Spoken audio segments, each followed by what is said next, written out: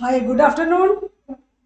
आज हम लोग अर्चनाज क्लासेस से उत्तराखंड प्रिलिमिनरी एग्जामिनेशन का जो रिजल्ट आया है उस पर एनालिसिस करेंगे और देखेंगे कि हमें अपने मेंस के एग्जाम के लिए किस तरह की स्ट्रेटेजी और प्लानिंग अडॉप्ट करनी है ताकि हम उसकी फाइनल लिस्ट में भी आ जाएं और हम जुडिशियल सिस्टम में सर्विस करने के लिए हमारी अपॉइंटमेंट हो जाए और हम जज बन जाए। हम रिमाइंड करते हैं अपने पिछले वीडियो को जिसमें हमने आपको एनालिसिस किया था कि हम लोगों का ये प्रिलिमिनरी एग्जामिनेशन के बाद क्या कट ऑफ आने के चांसेस हैं।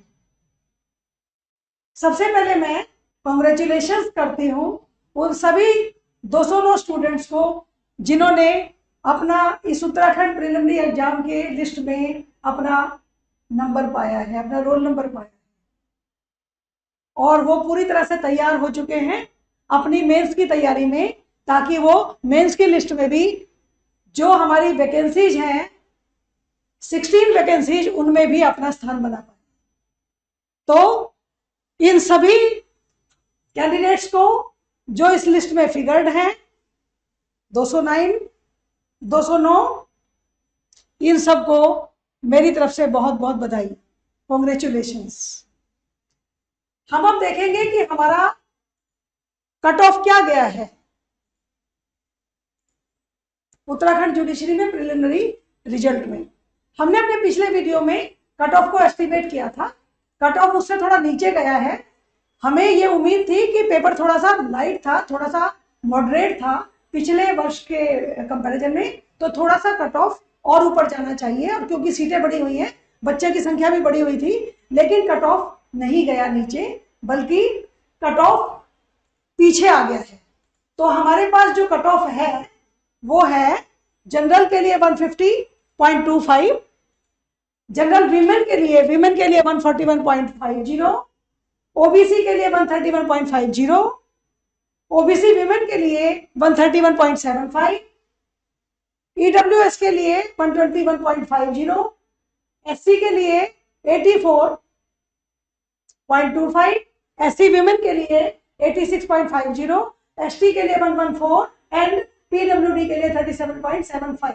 अब रिजल्ट की बधाई और उसके कट ऑफ के बाद हम आते हैं अगले काम पर, क्योंकि अब हमें एक सेकंड में वेट नहीं करना है और हमने अपने आप को फिगर करना है उन 16 बच्चों में जिनकी एम्प्लॉयमेंट के लिए पोस्ट निकली हुई है जज के लिए उत्तराखंड में। तो हम आज देखेंगे कि हम किस पैटर्न को अडॉप्ट करें, कौन सी स्ट्रेटेजी को अडॉप्ट करें जिससे कि हमारा उस लिस्ट में नाम आए। आप देख रहे हैं 209, हम देख रहे हैं 209 और हमारे पास सीटें कितनी है जो हमारी लिस्ट में फिगर्ड है 16। तो अगर हम इसको डिवाइड करते हैं तो हम क्या देखते हैं, कितने बच्चों ने रिजेक्ट होना और कितने बच्चों ने सिलेक्ट होना, उसकी जरा रेशियो देखिए। उसकी रेशियो हम निकालेंगे तो हमें क्या मिलता है,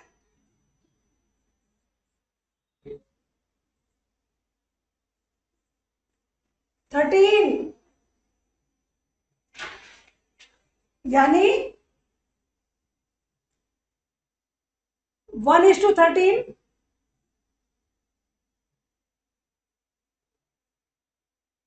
अब आप लोगों को बहुत सजग रहना है क्योंकि एलिमिनेशन रेट जो है वो 10 से भी ऊपर है। तो हम आपको बताएं कि प्रिलिमिनरी एग्जामिनेशन जो हमने दिया था उस एग्जामिनेशन में 2 पेपर्स थे, एक था जीएस और एक था पार्ट 2 जो कि लॉ से रिलेटेड था।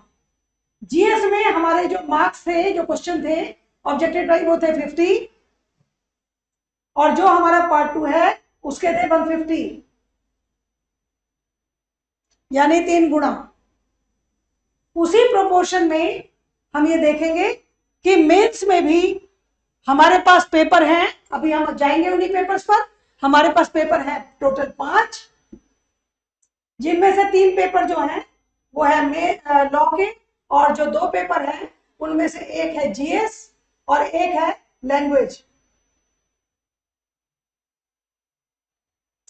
तो यानी कि, और ये जो मार्क्स हैं इनका मार्क्स का जो डिवीजन है वो लॉ के पेपर्स का 200 ईच है, जीएस के लिए 150 है, लैंग्वेज के लिए 100 है, और आगे वाइवा के लिए भी 100 है। यानी कि अगर आप लॉ पेपर 1, 2, 3 लॉ के पेपर में 600 में से पूरा का पूरा जोर लगा के बढ़िया से मार्क्स ले आए तो आपकी बहुत ही ब्राइट चांसेस हैं कि आपको इस लिस्ट में जो 16 की लिस्ट आएगी उनमें आपका नाम हो। लिस्ट 16 की नहीं आएगी मेंस में, क्योंकि उसका वाइवा नहीं आएगा। तो ये मान के चलिए कि 32 लगा के चलो डबल, ठीक है, this depends on the policy, ठीक है। तो आप ये मान के चलो कि आपको उन लिस्ट में आना है जिस लिस्ट में हम मेंस की लिस्ट में आ जाएं, और इतने मार्क्स लाने हमें लॉ 1, 2, 3 में कि हम वाइवा में भी, वाइवा के बाद भी सिलेक्शन की लिस्ट में आ जाए, यानी कि 16 के लिस्ट में आ जाए। यानी कि अभी हमारा काम है 32 मोर देन 32, और अभी फिर उसके बाद हमने आना 16 की लिस्ट में। तो ये मैथमेटिक्स दिमाग में रखिए और तैयारी उसी ढंग से करिए। अब हम देखेंगे कि ये हमारा मेंस का मार्किंग सिस्टम और पेपर सिस्टम जो मैंने अभी आपको एक्सप्लेन किया। अगर हम देखते हैं तो ये हुआ 600, this is GS 150, language 100 and viva. GS में जो नाम लिखा हुआ पेपर का है वो present day means current affairs, यानी कि आपको सबसे पहले तो हर रोज न्यूज जरूर पढ़नी है। एक न्यूज़पेपर को अपना बेस बना लीजिए, या कोई भी न्यूज चैनल को अपना एक बेस बना लीजिए। Every day this is must that you have to go by your news today. और न्यूज टुडे के साथ आपको वो न्यूज पर कंसंट्रेट करना है जिनका लॉ से रिलेशन है, जिनका जज को जानना जरूरी है, क्योंकि अब आप जज बनने जा रहे हो। तो जब आपका एग्जाम हो रहा है और वो आपको जज के लिए सिलेक्ट करने जाएंगे, जब आपका सिलेक्शन होगा तो वो जानना चाहेंगे कि आप न्यूज को जज की दृष्टि से पढ़ते हो कि नहीं पढ़ते। Means relating to law, relating to courts, relating to principles and policy, इन सबको आपने ध्यान रखना है, न्यूज को उस पॉइंट ऑफ व्यू से पढ़ना है। लैंग्वेज में हम देखते हैं कि ट्रांसलेशन का जो पेपर है वो 30 और 30 यानी 60 नंबर का है, Hindi to English, English to Hindi. तो जो नॉर्दर्न बेल्ट के लोग हैं, जो हिंदी भाषी हैं, उनके लिए मुझे लगता है कि ट्रांसलेशन पेपर बहुत ज्यादा मुश्किल नहीं होगा। लेकिन जो लोग लैंग्वेज, इंग्लिश लैंग्वेज से पेपर अडॉप्ट कर रहे हैं, वो जरूर हिंदी पर डेली एक पैरा, एक पैसेज ट्रांसलेट करें। आपके पास 60 दिन 23 अगस्त से 25 अगस्त तक का टाइम है आज से। तो आपने हर रोज एक पैसेज करना है, हिंदी टू इंग्लिश और इंग्लिश टू हिंदी।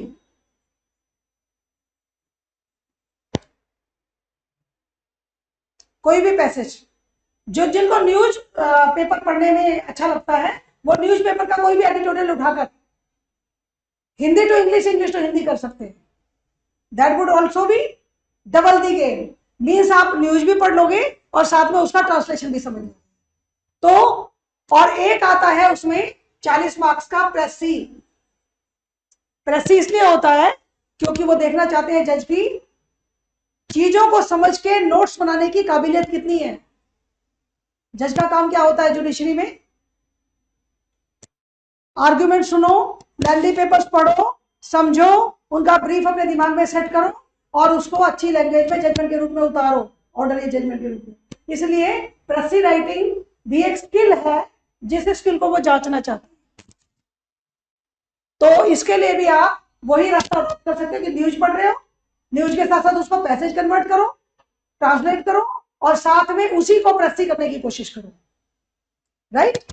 तो ये आप डेली करते करते कर सकते हो। इसके लिए आपको अलग से कोई भी चीज की तैयारी की जरूरत नहीं है। मैं नहीं कहूंगी कि आप बाजार में बिक रही किताबों को मत देखिए, पर मैं ये जरूर कहूंगी कि आप उसमें अपना समय ज्यादा मत लगाइए। लास्ट ईयर के पेपर जरूर देखिए, उससे आपको आइडिया लगेगा कि what is the strategy and pattern.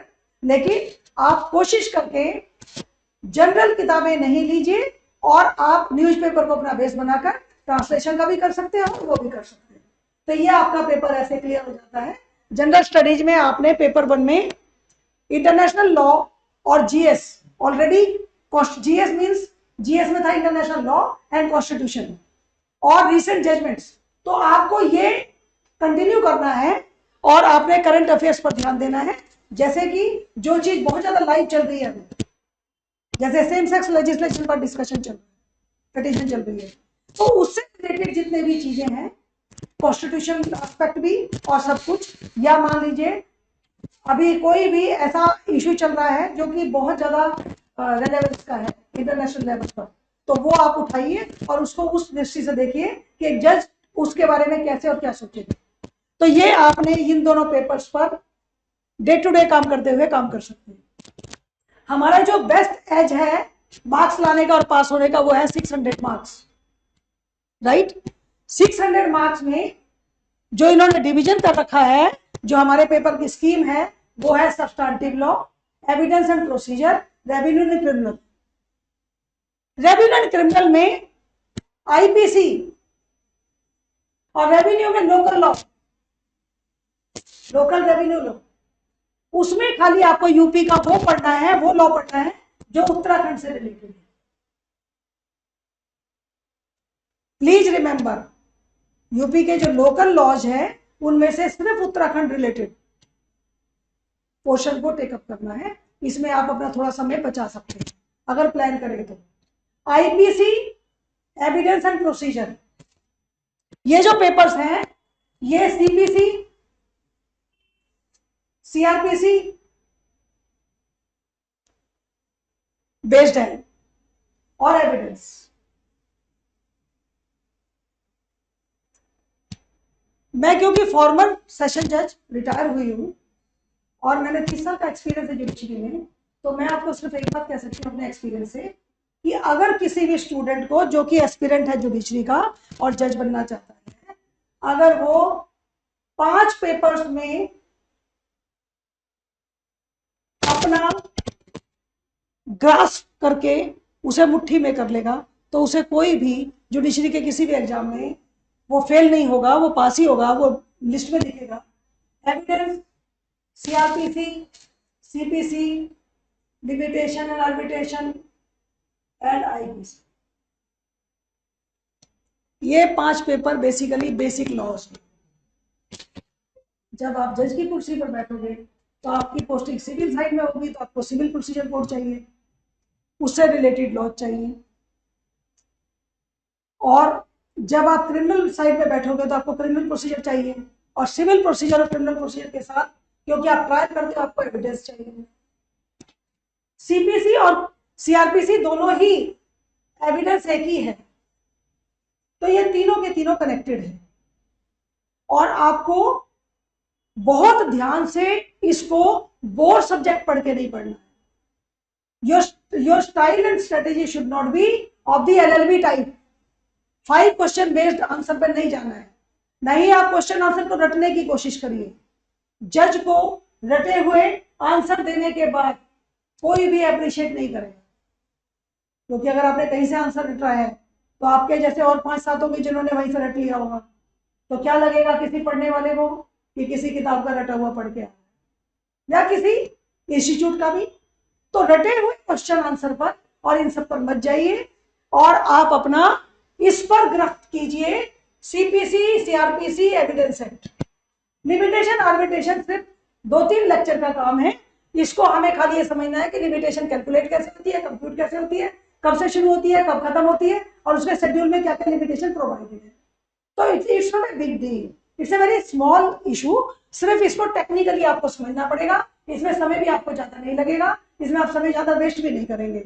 लेकिन ये 3 सब्जेक्ट पर आपको पकड़ना है और उसके बाद आईपीसी, बिकॉज क्रिमिनल कोर्ट में बेसिक जो बुक ऑफ क्राइम है दैट इज आईपीसी। तो हम इस चीज को दिमाग में रख के अब हम आगे अपनी तैयारी करेंगे, अपने आप को टाइम टेबल शेड्यूल कर लेंगे। हमारा जो टाइम बचा हुआ है 23 अगस्त से 25 अगस्त तक का, उसमें हम शेड्यूल कर लेंगे और हम ये नहीं कहेंगे बहुत सिलेबस है, बहुत सिलेबस है, बहुत सिलेबस है। देखिए प्रीलिम में हमने TPA, family law, evidence act, CrPC, IPC, CPC already take up कर लिया। हम नहीं कहेंगे आपने फिर रख लिया था, हमने क्या करना है, लॉ को समझ लिया था, तो इनको हमें रिवीजन करना है। और अब हमारे जो सब्सटैंटिव लॉ में जुड़ जा रहे हैं, टीपीए ऑलरेडी आप कर चुके हो, टीपीए को रिवाइज करना है आपको। लॉ ऑफ कॉन्ट्रैक्ट जो कि बेस है हर एक का, उसके बाद partnership, easement torts, these two papers are easements and torts and partnership of law of trust। ये जो 3 पेपर हैं, ये 3 पेपर बहुत ज्यादा टाइम डिमांडिंग नहीं है, because these are only the substance की बेसिक कॉन्सेप्ट। इसके पीछे क्या है, पार्टनरशिप क्या होती है, ट्रस्ट क्या होता है, कैसे कॉन्स्टिट्यूट होता है, और टॉर्ट्स में टॉर्टियस लायबिलिटीज कैसे डिसाइड होती है। टॉर्ट्स बेसिकली सिविल से भी रिलेटेड है, तो टॉर्ट्स में भी बहुत ज्यादा आपको समय नहीं लगेगा। इन तीनों पेपर पर आपको ज्यादा समय लगाने की जरूरत नहीं है, क्योंकि इसमें आपको you need to go for the concepts. अब हम जाते हैं जो हमारा बेसिक है, जो हमारा सब्सटैंटिव पेपर का पेपर है, वो है law of contracts, TPA, transfer of property act. ये दोनों पेपर बहुत इंपॉर्टेंट हैं, बहुत ज्यादा टेक्निकल हैं, थोड़े से समझ से, कॉमन सेंस से थोड़े हटके कोडिफिकेशन इन पर ज्यादा मैटर करता है। शब्द आपको जो इसके अंदर यूज है वही यूज करने हैं। जैसे कंसिडरेशन वर्ड है, तो कंसिडरेशन वर्ड कॉमन सेंस से थोड़ा सा डिफरेंटली डिफाइन कर रखा है कॉन्ट्रैक्ट एक्ट में। तो ये जो दोनों पेपर हैं, ये बेस है, बहुत ज्यादा इनमें थोड़ी सी मेहनत आपको ज्यादा करनी पड़ेगी, और इंटरकनेक्टेड है, सारे कॉन्सेप्ट इंटरकनेक्टेड है इसके अंदर। ये दोनों पेपर को आपको इकट्ठे पढ़ना है, और समझ के पढ़ना है, ये समझ के पढ़ना है जैसे आप इंजीनियर की तरह पढ़ते हैं, बिल्कुल टेक्निकल वर्ड बाय वाइज। लेकिन रटने की कोशिश मत करिएगा, रटने में आपको कुछ रिजल्ट नहीं आने वाला है, रटने में आपको परेशानी आएगी।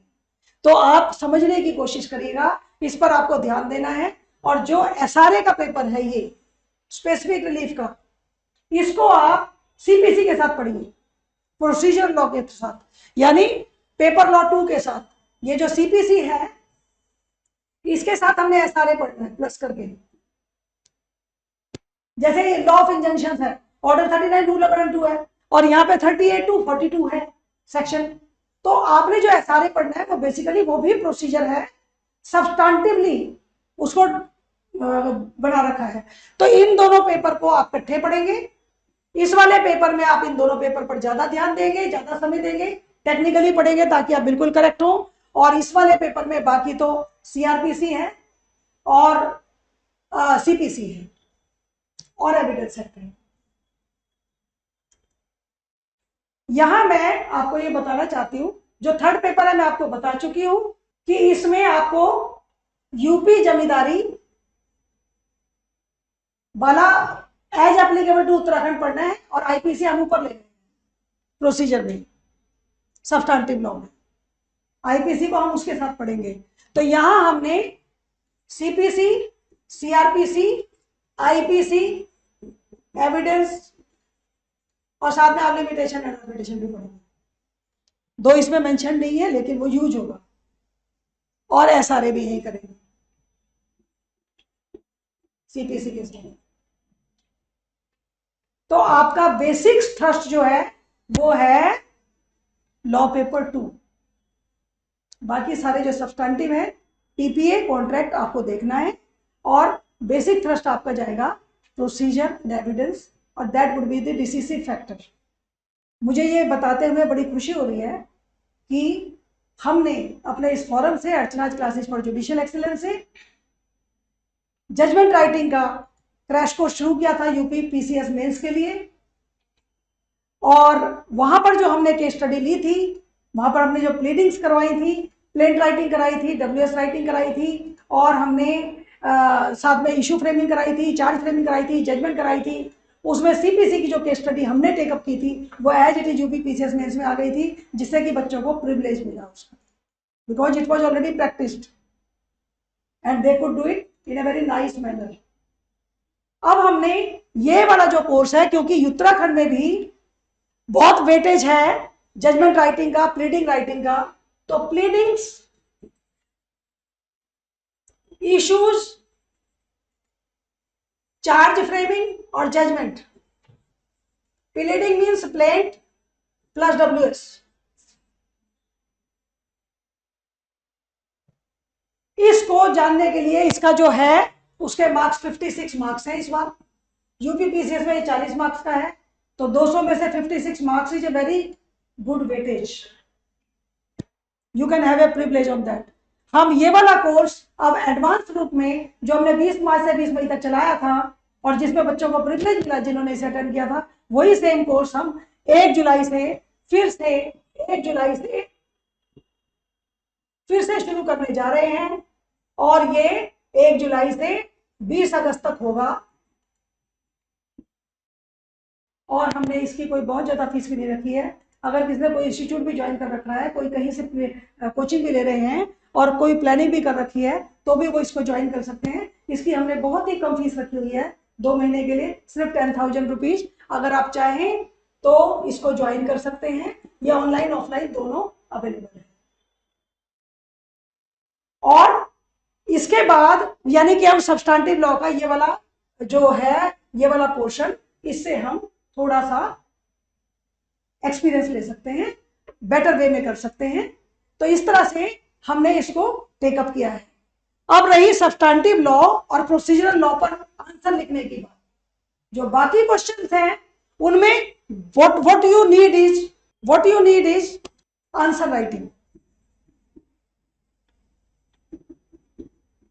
प्रिलिमिनरी आपकी लॉ की नॉलेज पर ऑब्जेक्टिव होता है और वो आपके नॉलेज को दर्शाते हुए आपको लिस्ट में डाल देता है। लेकिन मेंस में याद रखिए कि आपको मेंस के अंदर आपके जो आंसर्स हैं वही एग्जामिनर को बताएंगे कि आप जज बनने लायक हो या नहीं। बिकॉज जज का अपॉइंटमेंट होने के बाद जब आप कुर्सी पर बैठोगे तो आपका मेन काम क्या होगा? ऑर्डर और judgement writing. So you have to understand the procedure, you have to conduct the trial, you have to conduct complete procedure जो कि कोर्ट में एप्लीकेबल होता है, और then you have to write the orders and the judgment। तो आपका answer writing skill जो है यहाँ पर LLB टाइप से नहीं होना है, ये आपकी आंसर राइटिंग स्किल होनी चाहिए एब्सोल्युटली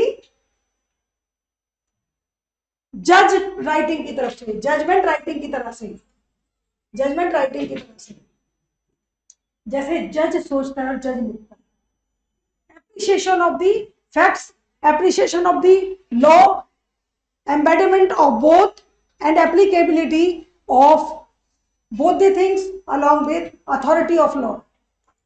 तो आपका जो आंसर राइटिंग है वो बिल्कुल with in the boundary, brief, precise, खूबसूरत और लॉ, फैक्ट्स और अथॉरिटी की एप्लीकेशन सब चीजों से गुथा हुआ होना चाहिए, वेल निटेड। इसके लिए हमने बच्चों के लिए शुरू किया है टेस्ट सीरीज, जिसमें हम 15 पेपर देंगे आपको वीकली। और उत्तराखंड वाले बच्चों के पीरियड के हिसाब से कि वो 20 अगस्त से पहले पहले खत्म कर लें। ये हमारी 15 जून से शुरू हो रही है सीरीज, और ये हम 15 जून से 20 अगस्त तक करेंगे। इसमें हम 15 आपको पेपर्स देंगे वीकली, और वो सब्सटेंटिव पेपर होंगे, ऑब्जेक्टिव नहीं होंगे। और वो पेपर्स आप लिखोगे वीकली, आप उसका आंसर करोगे अपनी बुद्धि के हिसाब से, अपनी नॉलेज के हिसाब से। फिर हम उसको इवेल्युएट करेंगे, और इवेल्युएट करने के बाद हम लोगों को बताएंगे कि आपके क्वेश्चन में और क्या चीज ऐड कर सकते हैं, उसे कैसे खूबसूरत बना सकते हैं, उसको कैसे बेस्ट प्रोड्यूस कर सकते हैं, कैसे हम ज्यादा बेटर मार्क्स ले सकते हैं। याद रखिए 209 में से 32 लोगों को लिस्ट होना है, और more what ever is the policy. और उसमें से भी जब हम 600 मार्क्स में से ज्यादा मार्क्स ले आएंगे, 600 जो हमारे ये प्रिविलेज है हमारा लॉ का, LLB का, हमारी डिग्री का, लॉ 1, लॉ 2, लॉ 3 का, जब हम उसमें से भी ज्यादा मार्क्स ले आएंगे तो हमारे जो वाइवा में 100 मार्क्स होंगे, अगर उसमें भी कुछ थोड़ा बहुत होगा तो भी हमारे को प्रिविलेज रहेगा पास होने का, राइट। तो with this you can join this series. ये सीरीज हमने ऑनलाइन वाले बच्चों के लिए 1999 पर रखी है खाली, और ऑफलाइन वाले बच्चों के लिए 2999 पर रखी है, क्योंकि ऑफलाइन वाले बच्चों को नोटिंग और इंटरेक्शन का भी मौका मिलेगा। तो ये आप ज्वाइन कर सकते हैं हमारे साथ, और अपने आप को थोड़ा सा आंसर राइटिंग में क्या स्किल जरूरी है, जजमेंट राइटिंग में क्या स्किल जरूरी है, रीडिंग्स में क्या स्किल जरूरी है, आप उन सब चीजों से बेटर फील कर सकते हो, बेटर कॉन्फिडेंट फील कर सकते हो। तो इन सारी चीजों के साथ मैं आप सब लोगों को बेस्ट विशेस देती हूँ, तैयारी के लिए भी और पास होने के लिए भी। और मैं ये चाहती हूँ कि आप पूरी प्लानिंग करिए, स्ट्रेटेजी बनाइए, स्ट्रेटेजिकल मैनर में पढ़ाई करिए, पढ़ते समय हर चीज को रिव्यू करिए, और रिव्यू करने के बाद देखिए कि आप कितना बेटर रिजल्ट लाते हैं और लिस्ट में आते हैं। I wait you people to come and join judiciary and serve the judicial system in good manner, in a very good manner. Thank you very much.